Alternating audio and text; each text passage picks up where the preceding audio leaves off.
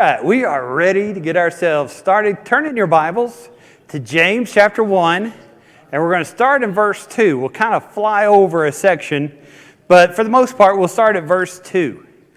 And I had planned this for football season. I thought, okay, I'm going to do this lesson a week after the opening part of football season. Problems. But all my teams won, so we don't have those problems yet, but they're coming. Because my teams always crash, but, hey. It's funny, in a sense, how many problems we have. You're walking up and down the hallway, and you ask somebody, how you doing? And what do they say? Fine, I'm fine, right? Because that's what you're supposed to say. If you don't say that, people get mad and avoid you. But if we were honest, I bet we could spend all night tonight going through each one of us talking about things that have happened, things that are going on, issues that we have in life. And there are a lot of problems. I heard a preacher say one time, the only place in this entire world that there's not a problem is the cemetery. And that's the only place where you'll find people that don't have problems. And boy, maybe that is true. We are a troubled people. And it's just interesting. What are the issues? Well, finances, money issues. It's getting really expensive when you go through Walmart or wherever it is you buy your groceries. It's crazy, isn't it?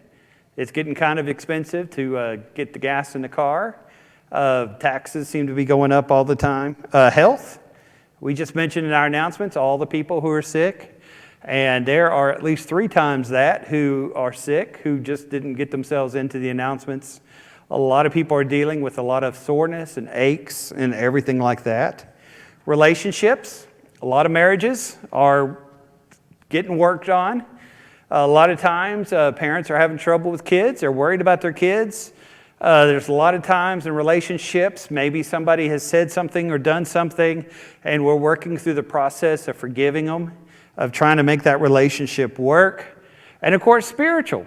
If you're not right with God, you're not right with anything. And we need the Lord. And a lot of times we're struggling spiritually. A lot of times we've neglected the Lord spiritually. And so there are a lot of problems that you go through. And the thing is, problems define who you are in life. Now, that's not to say that if you have problems, it makes you less than someone else. But it's the problems that you have in life that show who you really are. Anybody can be a Christian when everything is perfect, right?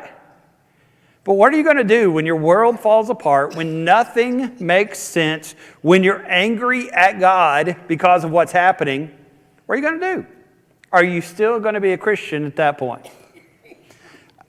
I see a lot of people who are dating, and man, their boyfriend, girlfriend can do absolutely nothing wrong, right? The boy maybe opens the door every time the girl goes anywhere. They go out on a date every weekend. Everything is perfect. But what happens after you're married for 20 years? She walks up and says, here's the door. And he's like, well, that's a good thing. You can identify that, right?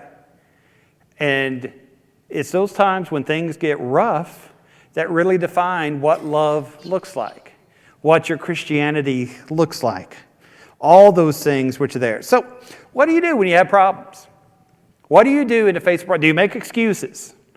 Well, I would have done this if life had been easier. I would have made straight A's if I didn't have such a bad teacher.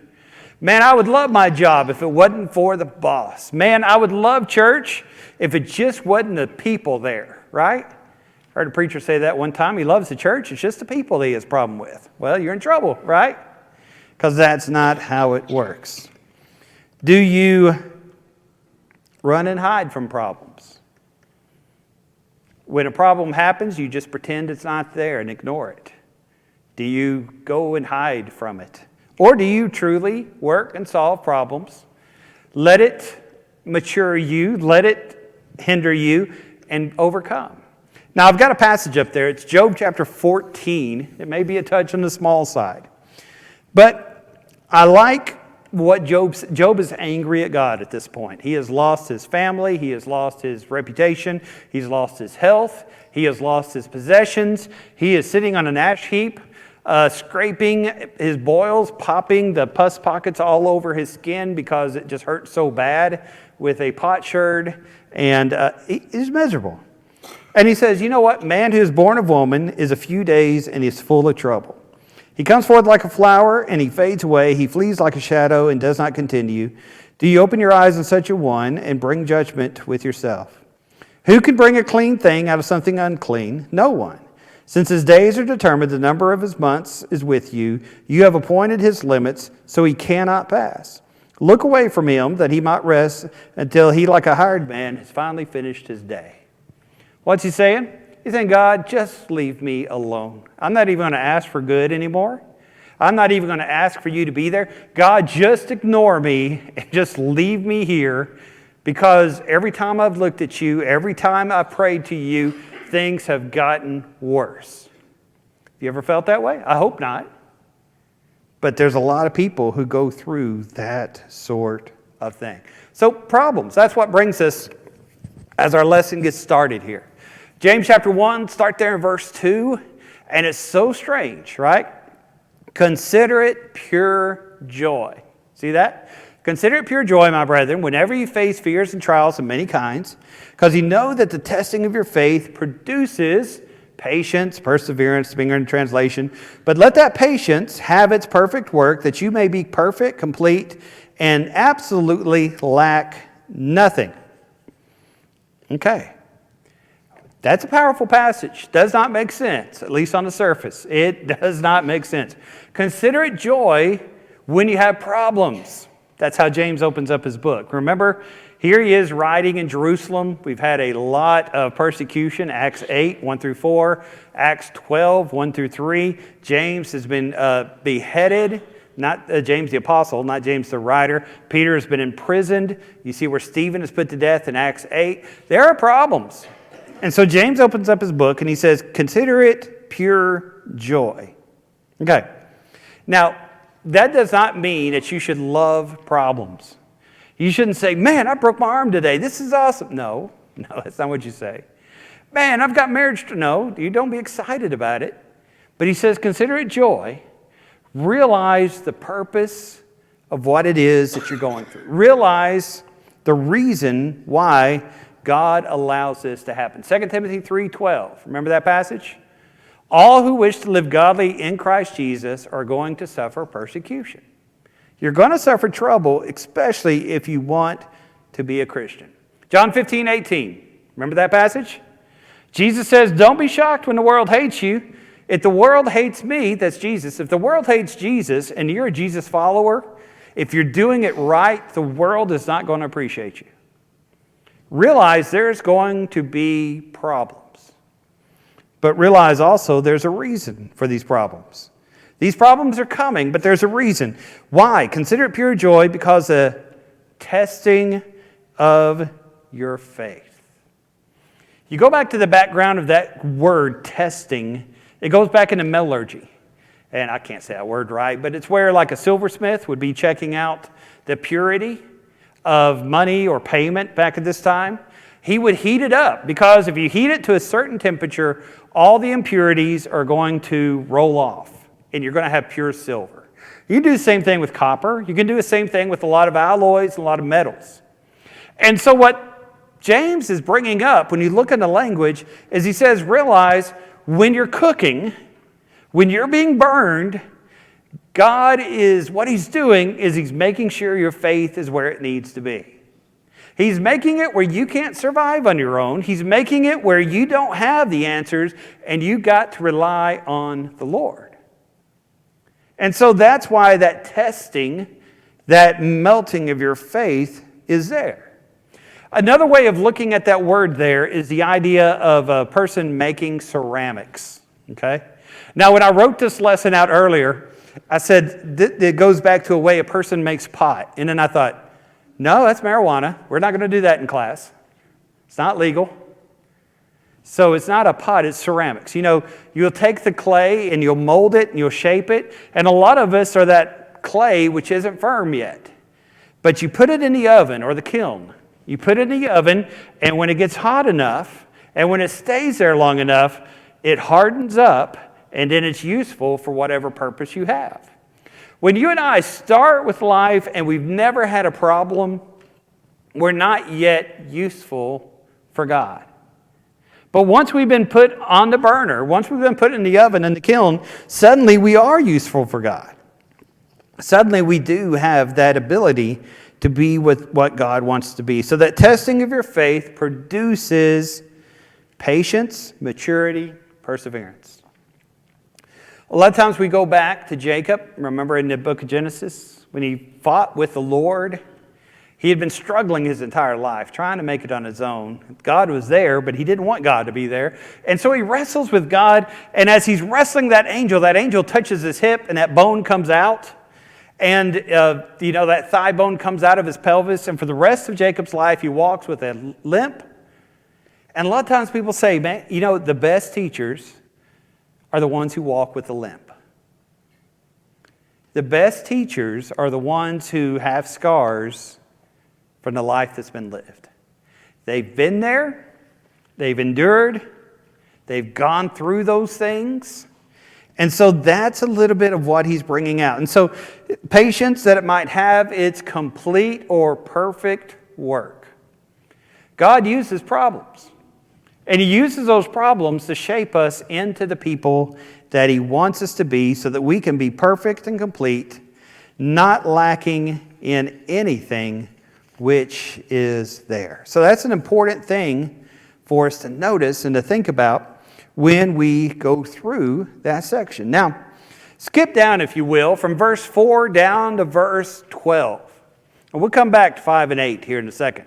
But skip down to verse 12 because we're going to compare trials and temptations. And James at first uses them interchangeably, but then he really changes about what a trial is and what a temptation. Now this is really simplistic, okay? It's not perfect all the time. When you think of a trial, think of outward pressure, all right? You're having trouble with a job, okay? And that creates a lot of pressure and stress. That's a trial, okay? You have health issues. That's an outside stress, okay? And that outside stress causes inward pain, and that helps you to grow in a certain way. A temptation is not necessarily an outward stress. Usually it's an inward stress. It's something that has grown in your heart that you want, that takes you away from God. It's not something pushing you away from God. It's something causing you to want to move away from God. Does that make sense? 1 John chapter 2 and verse 16. Skip down to verse 15. 1 John 2, don't love the world or the things of the world. For the things of the world, the lust of the flesh, lust of the eyes, pride of life. Those things are not of the world. They're not of God. They're of the world. And this world is passing away and everything that's in it. All right. Lust of the flesh. Lust of the eyes, pride of life. You go back to Genesis 3. Eve and Adam are looking at that fruit. Hey, lust of the flesh. It looks good to eat. It's a pretty one. It's lust of the eye. And it could make a person wise in their mind, equal with God. That's pride of life. You go to Matthew 4 or Luke 4, 1 through 13. Jesus is tempted 3 times by Satan. First time, lust of the flesh. Make these stones become bread. The second time, show off before God. Throw yourself from this pinnacle. Third time, hey, listen, this is easy. You just worship me, Satan says, and I'll give you all the kingdoms of the world.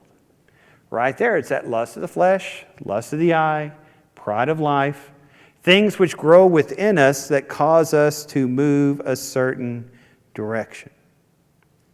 Now, I want us to, as we compare trials and temptations, kind of take a step back and look at what trials do.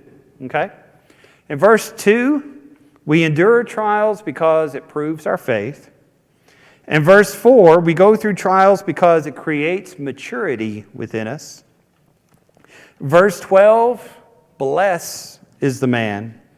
Blessed is the man who endures those temptations. That's another word for happy. Remember, if you go back to the Beatitudes, blessed are those who You know, you go through those Beatitudes there, Matthew 5, I think it's 2 through 11, the Beatitudes are.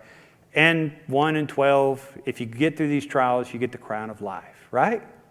And you see that going through there. Now, let's go ahead and make sure, let's go ahead and read this. Verse 12, chapter 1, verse 12. Blessed is a man who endures temptation, for when he has been approved, he will receive the crown of life, which the Lord has promised to those who love him. Let no one say when he is tempted, I am tempted by God.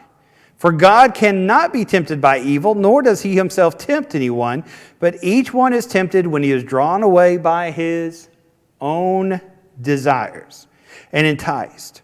Then when that desire has conceived, it gives birth to sin, and sin, when it is full grown, brings forth death. All right. God does not tempt you. God wants everyone to go to heaven, right? 2 Peter 3:9, he doesn't want anyone to be lost. God wants you to be with him. So it's against his nature to tempt somebody. So why can God give a trial, but he does not give a temptation? God allows us to go through trial because that helps us become who we need to become. Now, I've got a lot of friends who lift weights, go to the gym all the time. All right, what's the purpose of lifting weight? Well, as you do it repetitively and as you do it at the right way and do more and more of it, it makes you stronger. The more you work out, the stronger you get. Matthew, one of my sons, is talking about running in a marathon. And I was talking to him this summer, and he was like, Dad, it's 122 degrees, and I got to run 10 miles. And I'm like, you don't have to run 10 miles. I watch TV. You can watch TV, you know? But he gets out there and he runs. Why? He wants to be able to say he ran a marathon. He wants to, you know, compete and do all these things and all that sort of stuff. But the only way you could run a marathon is by working at it every day, by enduring every day, by struggling and hurting every day. And as you do that, it helps you become who you want to be. God looks at me and you in the same way. Now, there are some Christians I look at and I think, man, they are couch Christians. You know, they're sitting on the couch eating, you know, potato chips, watching TV, because it looks like their life is so easy. I mean, their kids behave in church. They seem like they don't have a problem in the world. Everything seems perfect for them. And I just think, man, they've got it made. You know what? They just hide it better than everybody else. I think we all have got problems. And then we look at somebody else, and they are your marathon runners.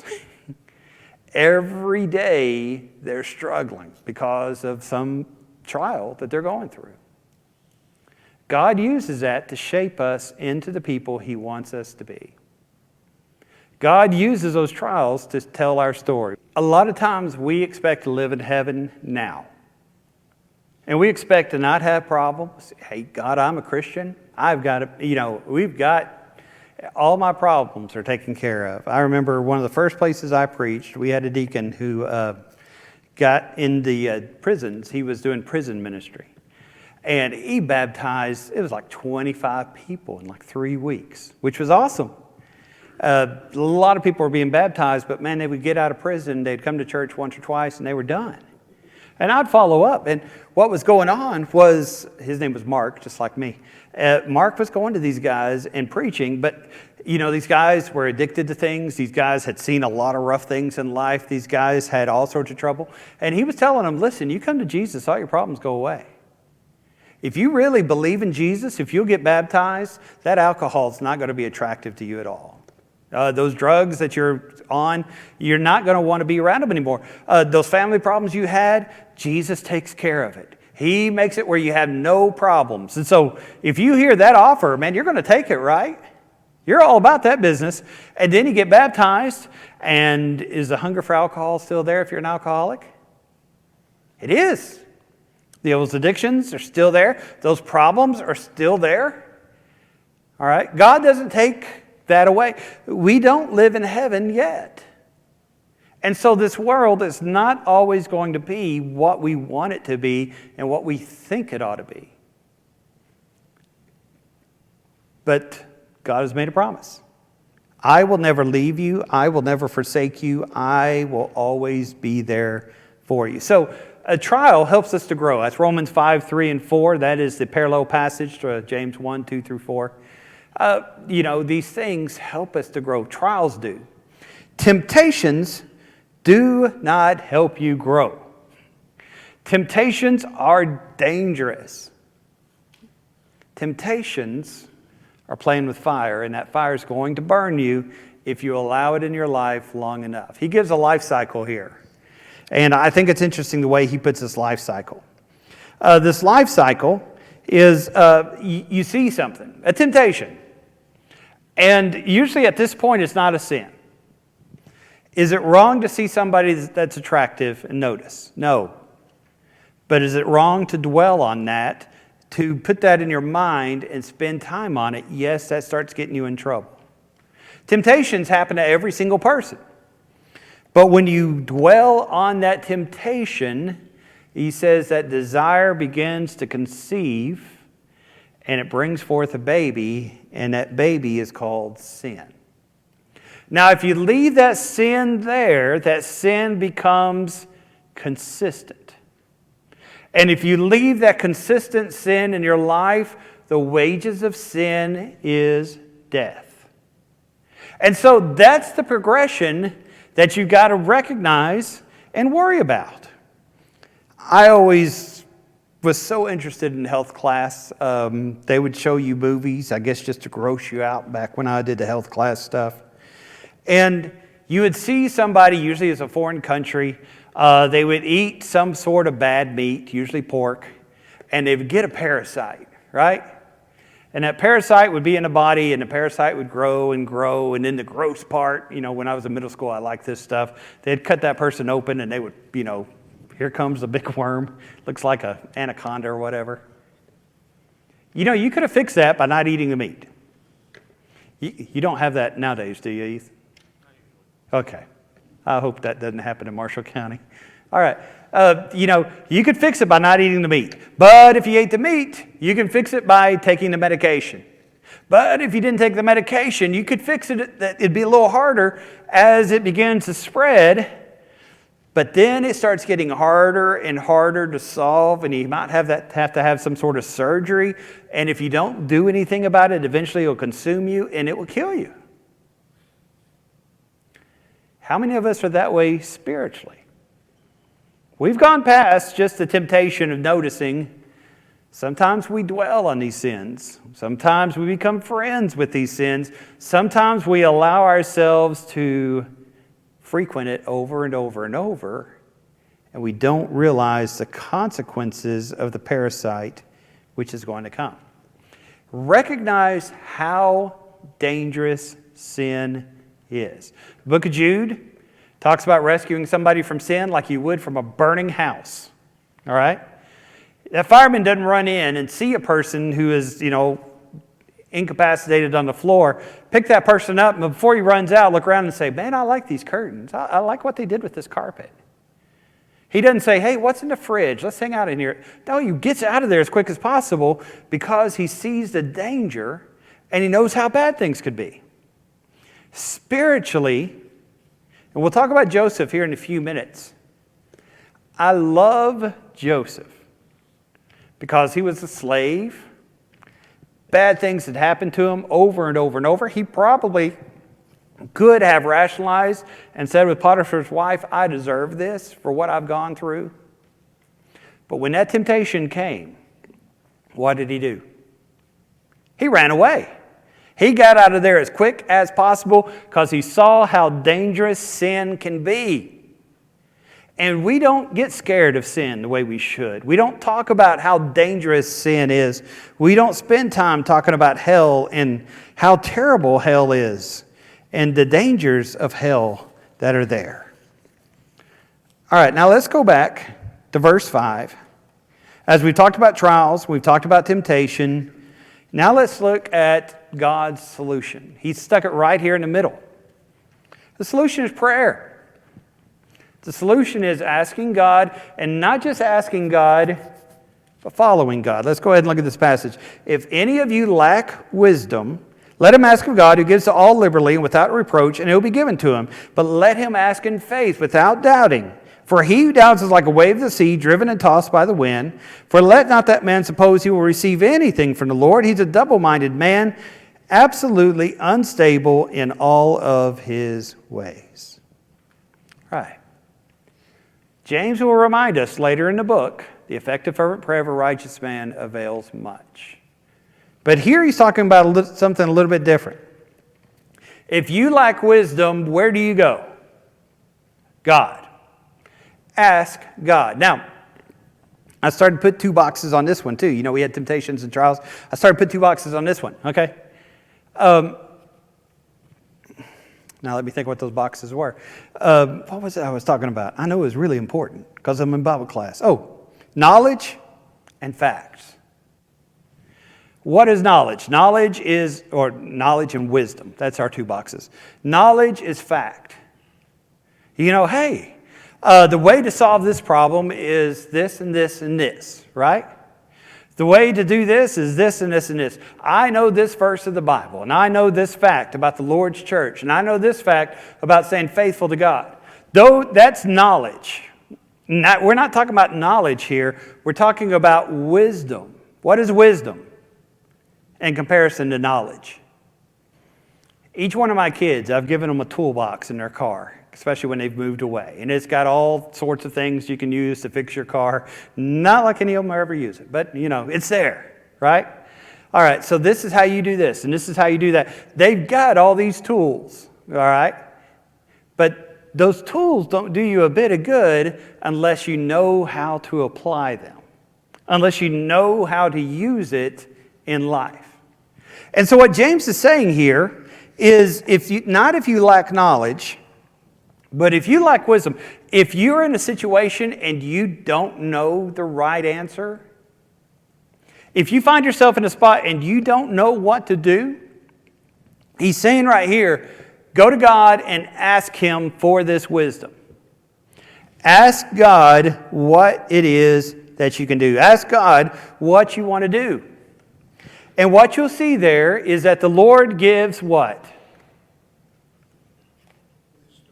He gives wisdom. How does he give it? He gives liberally, right? We don't like using that word in church. A preacher I knew growing up, that was one of his favorite sermons. He would say, I'm a conservative preacher. And he'd go through talking about doctrine and talking about church and talking about how the church never changes. And then he would say, guess what, church? I'm a liberal preacher. Then he'd have to talk real fast or he got fired.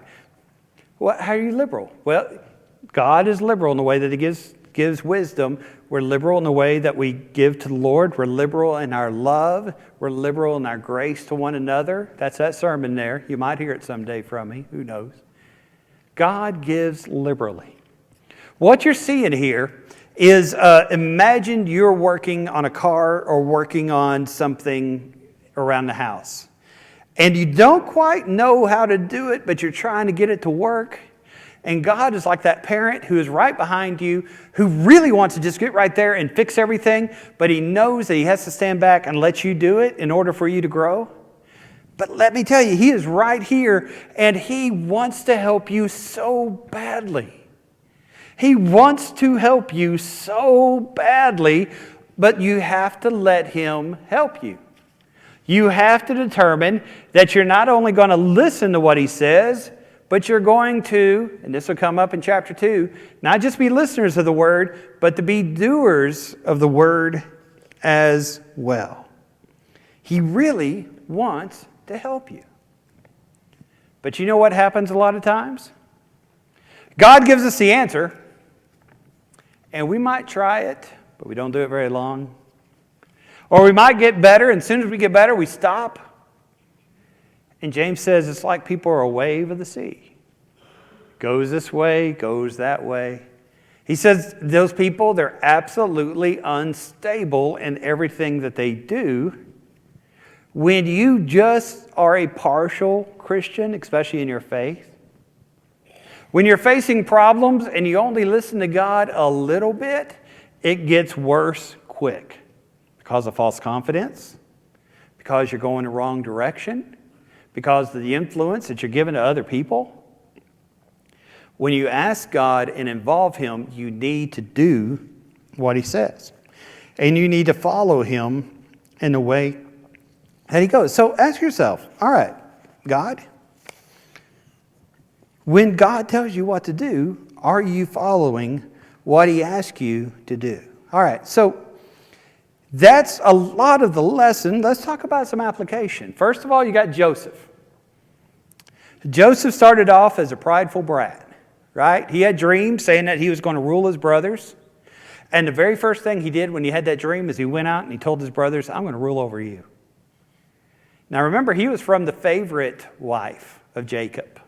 He was firstborn of the favorite wife. So everybody hated him because he was going to get the inheritance. And to show that he was a favorite, to show that he was getting the inheritance, he had that coat of multicolors, the coat of a king.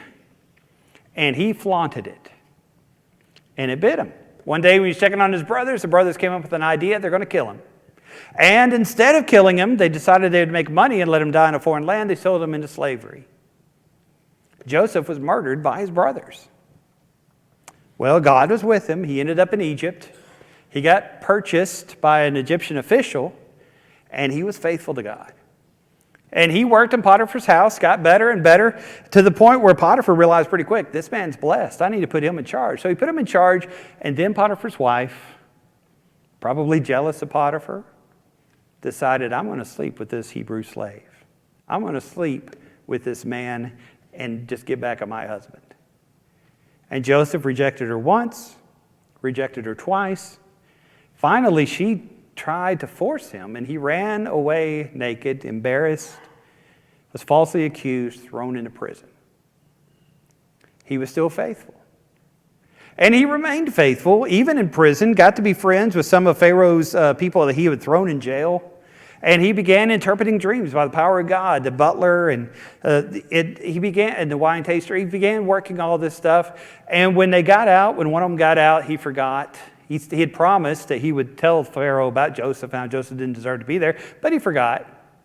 Until he saw an opportunity, because Pharaoh was having dreams, he saw an opportunity for self-advancement and told Pharaoh about Joseph. And so Joseph came to Pharaoh, interpreted the dream, ended up being in charge of Egypt. Remember the 7 years of plenty they saved up? So in the 7 years of famine, they ended up getting all the money of the world. He eventually went to the Israelites, but for right now, they had all the money in the world. And especially for Joseph, everybody was starving. And so here's Joseph. He's shaved, wearing Egyptian clothing, looks totally different. But he's standing there waiting, watching to see who comes in, because he knows somebody's coming eventually. And in comes Judah and his 10 brothers. And as they come in, Joseph begins to test them, play with them. And he's testing them to see who they are. He could kill them at any moment. And especially when the father dies, they're afraid he's going to kill them. And notice what's said, Genesis chapter 50 and verse 20. Joseph says, you know what? You did this for me out of spite. But God allowed it to happen for good. You see the faith and maturity there? If somebody tried to kill you, you're going to kill them back, right? If somebody forgets you, you're going to make sure they never forget it again.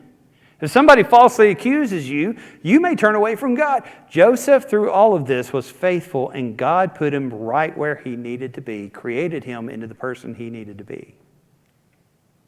Maybe God's doing that to you tonight. Maybe He's working through us to make us who we need to be. Secondly, Job. Job lost absolutely everything. Man, it was rough. Talks about the sovereignty of God. You look at Paul, greatest preacher, wrote half the books of the New Testament. He has a thorn in the flesh. He prays not once, not twice, but 3 times, God, take this away. God tells him, 12:9 of 2 Corinthians, you're going to keep it. Because through your weakness, my power is shown. Think about that. When you keep your faith, even when people don't think God deserves it, when you keep your faith, you show God's power. And sometimes God allows us to go through terrible things to show how strong He is. Okay, happiness, maybe joy, is not the absence of problems in life. It's the ability to successfully deal with those problems. You're going to have problems, but you've got to learn how to deal with those things. All right, this week, this is what I want you to do. A lot of people in church having a tough time. Remember them in your prayers. Send them a card.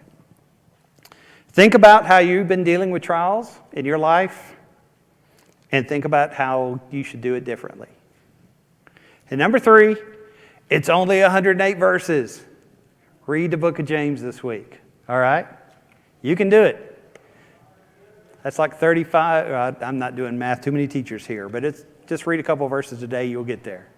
All right. Thank you very much for being here.